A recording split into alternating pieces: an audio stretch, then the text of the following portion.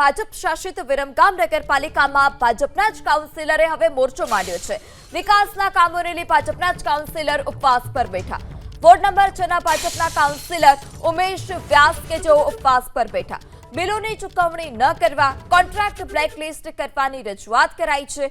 રજૂઆત કરવા છતાં કોઈ કાર્યવાહી ન થતા જ કાઉન્સિલર હતા તેમણે ખુદ ઉપવાસ પર ઉતરવું પડ્યું। ચીફ ઓફિસર પ્રજાના પૈસાનો હિસાબ આપે તે પ્રકારની વાત પણ ઉમેશ વ્યાસે કરી છે। કાઉન્સિલર ઉમેશ વ્યાસ કે જેઓ ઉપવાસ પર બેઠા છે, જે કામ છે વિકાસના તે નથી થઈ રહ્યા તે પ્રકારના આરોપ તેઓએ લગાવ્યા। ચીફ ઓફિસર પ્રજાના પૈસાનો હિસાબ આપે તેવી પણ તેઓએ માંગ કરી છે। ત્યારે હવે ભાજપના જ કાઉન્સિલર કે જેઓએ નગરપાલિકા સામે મોરચો માંડ્યો છે। વિકાસના કામોને લઈ ભાજપના જ કાઉન્સિલર ઉપવાસ પર બેઠા। વોર્ડ નંબર 6 ના ભાજપના કાઉન્સિલર ઉમેશ વ્યાસ કે જેઓ ઉપવાસ પર બેઠા છે। રજૂઆત અનેક વખત કરી તેમ છતાં કોઈ કામગીરી નથી કરવામાં આવી, કોઈ કાર્યવાહી નથી કરવામાં આવી, તેને લઈ તેઓ ઉપવાસ પર બેઠા છે। અમારો અવાજ અમારી લડત તે પ્રકારનું તેઓએ ત્યાં બેનર પણ લગાવ્યું છે અને જે પોતાના સમર્થકો છે તેમની સાથે તેઓ ધરણા પર બેઠા છે, ઉપવાસ પર બેઠા છે। ચીફ ઓફિસર કે જે પ્રજાના પૈસાનો હિસાબ આપે તેવી પણ તેઓએ માંગ કરી। શહેરમાં ઠેર ઠેર દૂષિત પાણી પણ ઉભરાઈ રહ્યા છે। જેટલી પણ સમસ્યા છે તે સમસ્યાના બેનર પણ તેઓએ ત્યાં લગાવ્યા છે। વિરમગામ વોર્ડ નંબર 6 ના કાઉન્સિલર ઉમેશ વ્યાસ પણ આપણી સાથે જોડાઈ ચૂક્યા છે। જી ઉમેશભાઈ, આપે ખુદ ઉપવાસ પર બેસવું પડ્યું, કઈ કઈ સમસ્યા છે વિરમગામમાં હાલ અત્યારે આપના વોર્ડમાં? વોર્ડ નહીં, આખા વિરમગામની સમસ્યા છે। સ્વચ્છતા માટે ભૂગર્ભ ગટરના પીવાના પાણી મિક્સ આવવાની ફરિયાદ છે, લાઇટોના પ્રશ્નો છે, ચીફ ઓફિસર અને સમગ્ર 9 વોર્ડની પરિસ્થિતિ છે, જેના કારણે અમે અવારનવાર રજૂઆત કરવા છતાં કોઈ નિરાકરણ ન આવતા ન છૂટકે અમારે આ પગલું ભરવાની ફરજ પડી। ઉમેશભાઈ, આપે અગાઉ કેટલી વખત રજૂઆત કરી છે? અગાઉ ટેલિફોનિક, મૌખિક, રૂબરૂ ત્યાં આગળ અમે લેખિતમાં ચીફ ઓફિસરને અવારનવાર આપેલું છે। ત્યારબાદ તારીખ 24/6 ના રોજ અમે લેખિત આપેલ અને ત્યારબાદ 12 તારીખે જી ઉમેશભાઈ, આપ અમારી સાથે જોડાયેલા રહેશો। આપણી સાથે ચીફ ઓફિસર જયેશ પટેલ પણ જોડાયા છે। જી જયેશભાઈ, પ્રજાના જે કામ છે તે નથી થતા, કાઉન્સિલરો રજૂઆત કરીને થાક્યા, આપની પ્રતિક્રિયા? ઉમેશભાઈ વ્યાસની જે રજૂઆત મળેલી હતી ગટર ઉભરાવા બાબતની, એ અનુસંધાને નગરપાલિકાએ બધા વિસ્તારોમાં સફાઈ કરાવેલી છે અને ગટરની સફાઈ તો અમારું નિયમિત કામ છે અને અમે કરાવીએ છીએ। નગરપાલિકાના અમારે વોર્ડના કાઉન્સિલર વિજયભાઈ છે, નગરપાલિકાના પ્રમુખ છે, એમના પતિ પણ હાજર હતા અને બધાને સાથે લઈ અને 3 દિવસ સતત એ વિસ્તારની સફાઈ કરાવેલી છે। એ પછી નગરપાલિકાના એન્જિનિયરના સાથે 2 સુપરવાઇઝર રાખી અને તપાસ પણ કરાવી, પણ એવી કોઈ જે રજૂઆત છે એ પ્રમાણેની કોઈ ગટરો ઉભરાતી નથી।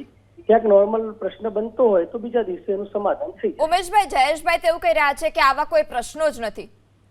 પ્રશ્ન નથી, આપને રૂબરૂ આવો તો આપને રૂબરૂ બતાવો એવો મેં મારા લેખિત જવાબની અંદર એમને જણાવેલ છે।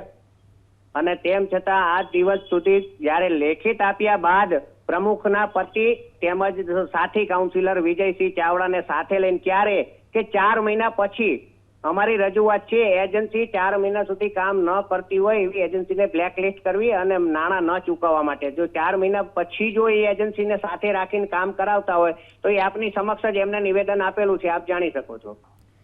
જી જયેશભાઈ, શું કહેશો? અનેક સમસ્યા છે, આપ સ્થળ પર જાઓ તો આપને જણાવવામાં આવશે। એમના પ્રશ્નનો જવાબ જ એમને જ આપી દીધો કે એ કામગીરી થઈ છે, પહેલા કામગીરી થતી જ હતી, પણ એમની રજૂઆત આવી એટલે અમે તો ફિલ્ડમાં ગયા જોવા માટે અને જોડે સાથે રહી અને સઘન એમાં સફાઈ કરાવડાવી। બાકી સફાઈ તો થતી જ હતી, એ પોતે જ કહે છે અને એ પોતે સભ્ય જીત લઈને બેઠા બ્લેકલિસ્ટ, એટલે બ્લેકલિસ્ટ એમને એજન્સીને ના કરી દેવાય। કાલે ઉઠીને કોર્ટમાં જાય તો નગરપાલિકા વિરુદ્ધમાં બીજી એક્શન લેવાય, નાણાકીય નુકસાન જાય। નગરપાલિકામાં જે કોન્ટ્રાક્ટ આપેલો હોય એમાં માની લો કે કોઈ એજન્સી દ્વારા સમયસર કામગીરી ના થતી હોય તો એમાં જયેશભાઈ, તો આપનું એવું કહેવું છે કે ઉમેશભાઈ જે કંપનીના નામ આપ્યા તે કંપની કામ કરે છે પરંતુ કાઉન્સિલર ખોટી રીતે બ્લેકલિસ્ટ કરવાનું કહી રહ્યા છે? એ એજન્સી કામ કરે છે। અમારી પાસે જીઓટેગ વાળા ફોટો છે, અમે વોટ્સએપ ગ્રુપ બનાવ્યું છે, રાત્રે પણ કામગીરી ચાલુ હોય છે, એટલે આમાં એમની વાતમાં તથ્ય નથી। તો ઉમેશભાઈ, આપની વાતમાં તથ્ય નથી તો સ્થળ પર આપ ચીફ ઓફિસરને લઈ ગયા છો ખરી? કામ થયા છે ખરી આપના મતે? ચીફ ઓફિસર સાહેબને અમારા વિસ્તારની અંદર રૂબરૂ લઈ ગયા હતા, પણ સ્થળ ઉપર કામગીરીના ફોટો સેશન થાય છે, કોઈ પણ જાતની કામગીરી થઈ નથી અને આજની તારીખ પણ ઉભરાવાના પ્રશ્નો એ યથાવત છે. અને ચીફ ઓફિસર સાહેબ એવું પોતે કહે છે કે અમારા દ્વારા કામગીરી કરાવવામાં પણ ક્યારે કે અમે રજૂઆત કરીને થાક્યા પછી એમને કરાવી એવું પોતે કબૂલે છે. અને અત્યારે હાલની પરિસ્થિતિમાં કામગીરીની અંદર પૂરેપૂરી સફળતા મળતી નથી. દરેક પ્રશ્નો ઉપસ્થિત એમને એમ જ છે. કામગીરી કરવા માટે માણસો જાય છે, ખાલી ફોટોગ્રાફી કરી અને જીઓ ટેકિંગ માટે ફોટોગ્રાફી બિલો બનાવવા માટે કરે છે, એવું અમારું કહેવું છે. અને આજની તારીખે અમારા જે પ્રશ્નો છે એમને ઊભા છે. જી ઉમેશભાઈ અને જયેશભાઈ, આપ અમારી સાથે જોડાયા તે બદલ આપનો આભાર. ચોક્કસપણે ફોટો સેશન માટે કામ થાય તે કોઈ વ્યાજબી નથી, કારણ કે લોકોના જે પૈસા છે તે ચોક્કસપણે તેમાં વેડફાય છે. લોકોને પાયાની સુવિધા મળી રહે તે પણ જરૂરી છે. ત્યારે જે વોર્ડ નંબર 6 ના કાઉન્સિલર કે જેઓ ખુદ ઉમેશ વ્યાસ ધરણા પર ઉતર્યા છે તેઓ સાથે પણ ટેલિફોનિક વાતચીત કરી, ચીફ ઓફિસર સાથે પણ વાતચીત કરી. ત્યારે ચીફ ઓફિસરનું કહેવું છે કે સ્થળ પર જે કામગીરી છે તે કરી દીધી છે, કે એક નાના મોટા હજુ પણ પ્રશ્ન હશે તો કામગીરી કરાશે. તો આ તરફ કાઉન્સિલરનું કહેવું છે કે ફક્ત ને ફક્ત ફોટા પાડવા જેટલી જ કામગીરી થઈ છે.